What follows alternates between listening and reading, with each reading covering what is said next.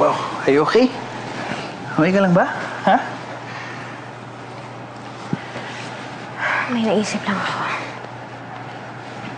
Sino? Si Jonas? Well, siya nga pala. Gusto ko kalimutan mo na yung suggestion ko na magpatulong sa kanya laban kay Scarlett. Wala kang tiwala sa mukha ngayon eh. Naisip ko lang si Mama Tilda. Hindi niya pa rin ako binabalitaan, tinatawagan tungkol dun sa natuklasan nila tungkol kay Scarlett. Eh, yun eh, kung nagdesisyon na siya na tutulungan ka niya. Siya nga pala, yung retrial pala ng custody ni Catherine, nagdesisyon ka na ba?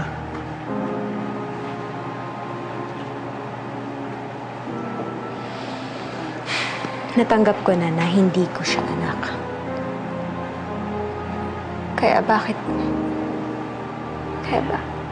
ko pa siya paglalaban?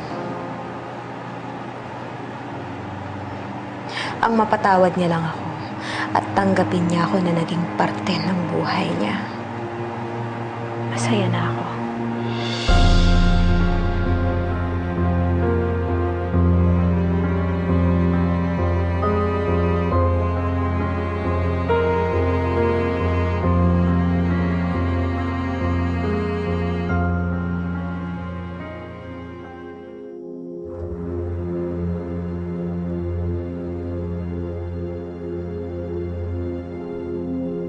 Pero kailangan ako ba talaga yun? Baka pwedeng ikaw na lang, Mama. Ikaw yung ina. Dapat ikaw ang gumawa nun. Bakit? May problema ba? Umiikot lang po ang mundo ni Scarlett sa pera. Kaya niya siguro ako pinapatay dahil may dahilan siya. Dahil siguro hadlang ako sa mga plano niya. Yung plano niyang yun, yun po yung hindi ko po alam. Yun yung kailangan ko yung tulong niyo.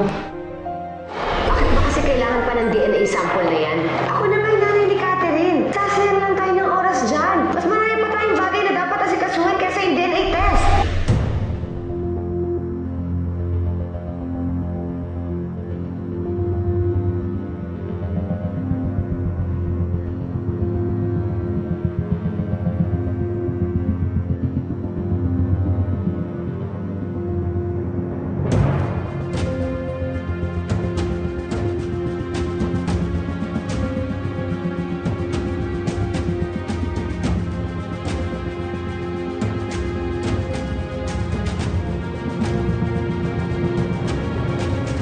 Bakit kaya ayaw ni Scarlett magpa-DNA test?